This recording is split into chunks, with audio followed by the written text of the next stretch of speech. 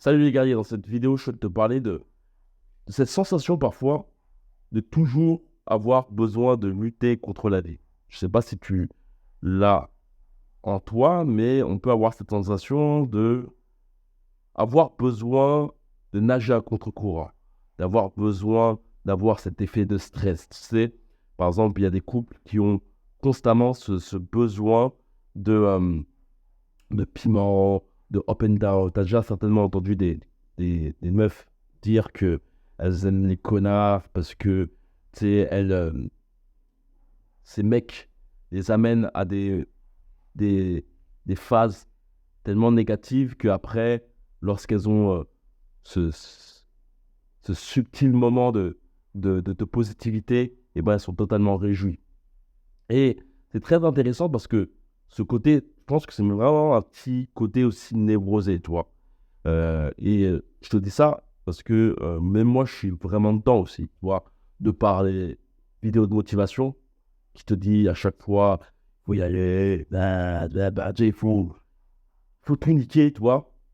Et de par aussi le fait que je suis boxeur et donc, c'est un truc qui est vraiment installé en moi, un peu le truc un peu à la Rocky. Et je vais t'expliquer justement en quoi ça peut être très négatif dans ce que tu souhaites justement entreprendre et en quoi aussi, surtout, ça peut te saboter en fait. Tu peux t'auto-saboter à cause de ce genre d'influence. Et le premier point qui est très intéressant, et je te parlais de côté névrosé, c'est que lorsque tu luttes contre la vie, lorsque tu luttes même contre toi-même, tu vois, ce côté terme lutte, tu sais, ça te bride, tu vois. Et c'est très intéressant en parlant de ça, c'est que au niveau du discours interne que tu peux avoir avec toi-même, lorsque tu as des influences négatives en toi, c'est que bien souvent, ce discours interne peut être similaire au fait de mettre deux miroirs côte à côte. Tu vois, je ne sais pas si tu l'as déjà fait, quand tu es dans une sorte d'ascenseur, deux fois, il y a des ascenseurs où tu peux voir deux miroirs. Et tu vois qu'au bout du compte, la profondeur du miroir est infinie.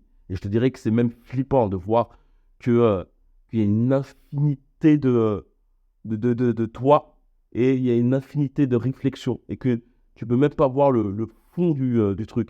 Et je te dis que cette, euh, cette angoisse que tu vois en voyant ça, elle est assez similaire aussi avec tes propres discours internes. En fait, ce que je souhaite t'amener à voir, c'est que les discussions internes peuvent être infinies. C'est-à-dire que euh, dans la positivité, tout est vrai en fait. Lorsque tu, euh, lorsque tu discutes avec toi-même, mais aussi dans la négativité. C'est-à-dire, tout peut être vrai, en fait, lorsque tu plonges dans la négativité. D'où l'importance, justement, de plus ou moins être plus dans le positif. Mais je te dirais que le contrebalancement entre ce que tu penses qui est positif et négatif, et tout est relatif, et infini. Et ce que je souhaite te dire, en fait, ce que je souhaite t'amener, en fait, c'est plutôt de chercher à être plutôt centré.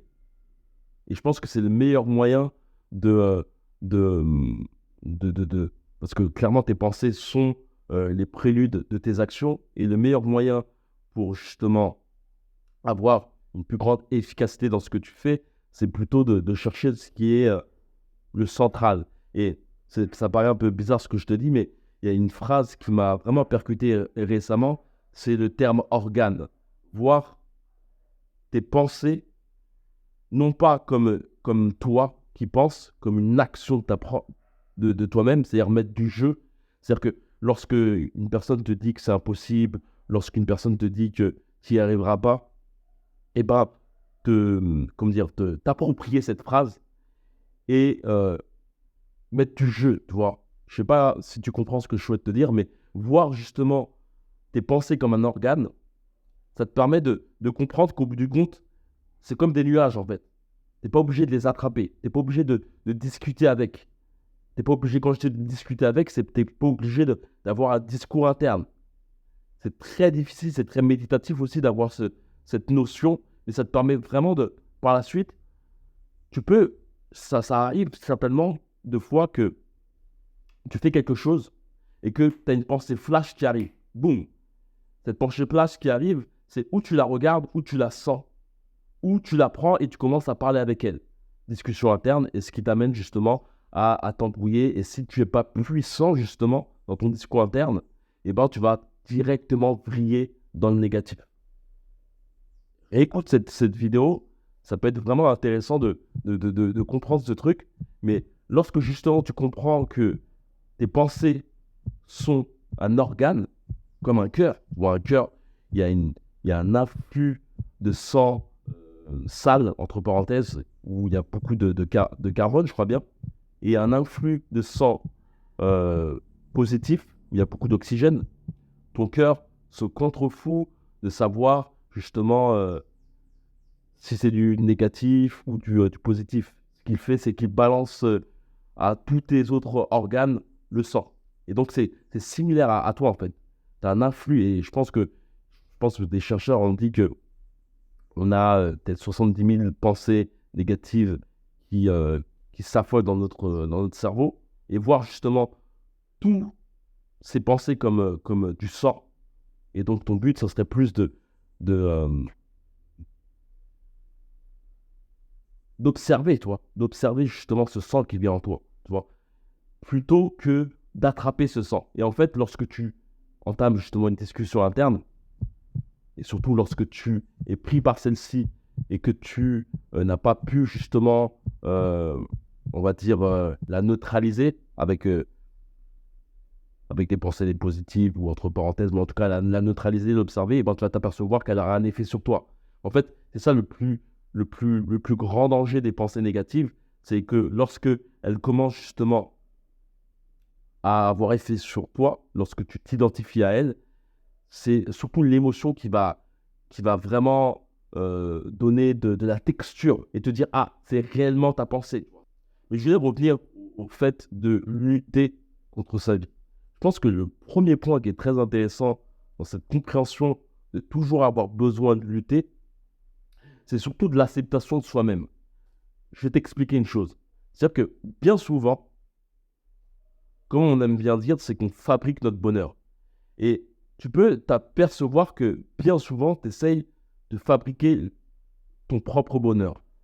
La chose, c'est que tu vas essayer de fabriquer ce bonheur à travers les yeux des autres. Et que, en fait, c'est de l'acceptation de soi. Mais tu vas essayer de le chercher à l'extérieur. Et tu peux t'apercevoir que tu peux avoir les plus belles choses au monde si tu n'as pas une bonne acceptation de toi, si tu n'es pas ton centre, et que si les gens, et si personne ne te regarde, tu vois, c'est comme avoir une Rolex, super belle Rolex, et que tout le monde se contrefout de cette Rolex, tu vois. Et ben, si tu n'as pas justement une acceptation de toi-même, au bout du compte, à tes yeux propres, et ben, elle n'aura plus de bonté pour toi, en fait. Parce qu'au bout du compte, cette Rolex, en fait, c'est juste un moyen pour toi que les gens t'acceptent. Et bien souvent, en fait, dans nos projets de vie, on peut avoir fait des choses grandioses, mais néanmoins, en fait, les gens qui sont autour de nous, eh ben, ne voient pas justement ce qu'on a fait, quoi. Et ça, c'est un truc que j'ai beaucoup ressenti avec ma mère. Et je pense que c'est beaucoup ça qui m'a amené à voir ce côté lutteur. Et je l'ai compris que, au bout du compte, tu vois, j'ai une daronne qui, tu vois, j'ai rien avec elle, tu vois, elle a fait beaucoup de choses pour nous. Mais en fait, c'est que malgré tout ce que j'ai fait, parce que malgré tout ce que je fais, elle peut parfois me dire Manu, ton cousin fait telle ou telle chose, regarde. Tu vois, en fait, il y a ce côté où tu as un aîné, et en fait, il faut vraiment se dire que en termes généraux, on cherche tous l'approbation de nos parents. Même à 40 ans, 50 ans, on cherche tous à ce que ces derniers soient fiers de nous. Et justement, lorsque tu as un parent qui ne voit pas justement la qualité de son enfant, eh ben, tu peux avoir cette tendance à toujours faire plus. Et même plus. Et en fait, il n'y a pas de fin, quoi. Il n'y a vraiment plus de fin, quoi. Et le moment où ce côté lutteur peut être un grand danger, c'est lorsque constamment tu as besoin de te comparer aux autres. Et c'est comme similaire à une fleur. La fleur est belle. Elle ne cherche pas à savoir si une autre fleur est plus belle, tu vois. Et je pense que nous, humains, on a vraiment cette tendance à toujours vouloir se comparer. Ça revient à la même chose que j'ai pu te dire avec nos parents. C'est-à-dire que tu peux faire des choses formidables. Tu peux être c'est le plus puissant, plus riche au monde. Mais tu vas peut-être toujours avoir un ami, une connaissance, ou toi, via Instagram, tu as des multitudes de personnes qui sont plus beaux, plus riches, plus entourés que toi. Et en fait, constamment, tu vas voir à l'extérieur des gens qui ont plus que toi. Et malgré ce que tu as de bon, de riche, d'enrichissant et autres, eh ben, toujours tu seras affecté par ce qu'il y a à l'extérieur. Et donc, ça va t'amener justement d'une part à dénaturer ce que tu fais actuellement, à te saboter c'est intérieurement, parce que c'est quand tu te compares, c'est pas très joli ce que tu peux ressentir. Mais d'autre part aussi, ça peut t'amener à vouloir faire toujours plus grand. Mais c'est pas forcément ça le problème. C'est faire toujours plus grand, mais sur des choses où ton énergie est pas assez puissante pour faire ça. En tout cas, pas assez puissant dans ce moment T, tu vois. C'est-à-dire que tu peux, surtout quand tu es entrepreneur, euh, avoir entamé justement un projet qui se porte bien et te crier direct rapidement parce que tu vas aller trop vite. Parce que tu vois un tel réussir ou tu es pressé justement, que tu n'as pas le temps, il faut que aller plus haut, plus haut, plus haut, plus haut et te crier comme Ulysse avec ses ailes lorsqu'il a voulu justement euh, côtoyer le soleil. Donc, je voulais partager ça.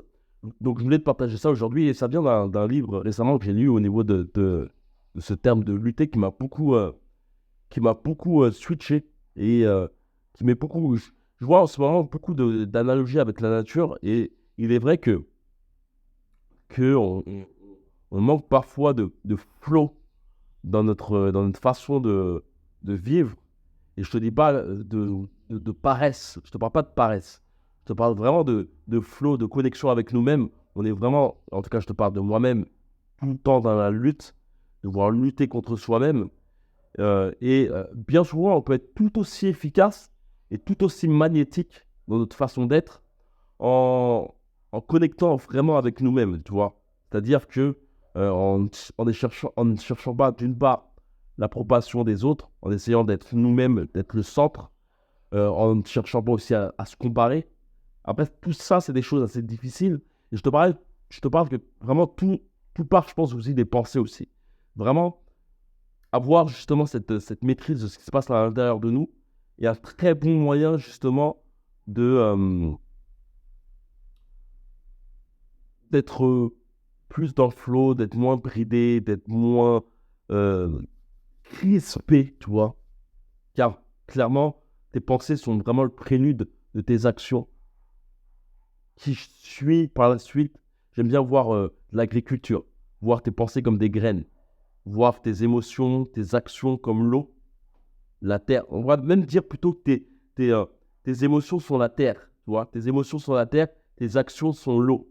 Et tout ce que tu vois, c'est justement, c'est, comment on dit ça, la fin de la récolte, tu vois. Tout ce que tu vois, c'est la récolte, tu vois. Tout ce que tu vois dans ta vie, c'est la récolte. Et c'est très intéressant de voir justement tes pensées comme des graines, tes émotions comme la terre et tes actions comme l'eau. Très intéressant de voir que, en fait, si tu parviens justement à être observateur de tout ça et de contrôler justement tout ce flux entre la terre et l'eau, mettre du bon fumier, et c'est très intéressant ce terme fumier, tu vois. Le fumier, c'est négatif, tu vois. Mais en ayant un contrôle de ce fumier, il peut être positif, tu vois. Il y a une phrase d'un rabbin qui disait que, euh, que c'est le stress que tu peux avoir, qui est très compressant, peut être similaire à, à la transformation de la chenille en papillon, tu vois. La chenille, quand elle est dans son scaphandre, tu vois, avant de devenir un papillon, elle est bouillie, elle est stressée. Pareil pour le serpent qui change de mue, tu vois, il est compressé, mais s'il y a un contrôle de cette compression, de cette transformation, et ben, il y a quelque chose de, euh, de comment dire, de magnifique qui arrive par la suite, quoi. J'ai du mal à trouver un mot, mais voilà. Donc, je vais terminer avec ce podcast. Si tu souhaites euh, me rejoindre, il y a un groupe privé qui est dans la description. Il suffit simplement de cliquer. Je t'offrirai par la suite des petits modules, des vidéos où je parle de choses très intéressantes au niveau de ta pensée. Et voilà. On se retrouve dans la description. Il suffit simplement de cliquer. Et je te dis ciao, ciao pour un autre podcast.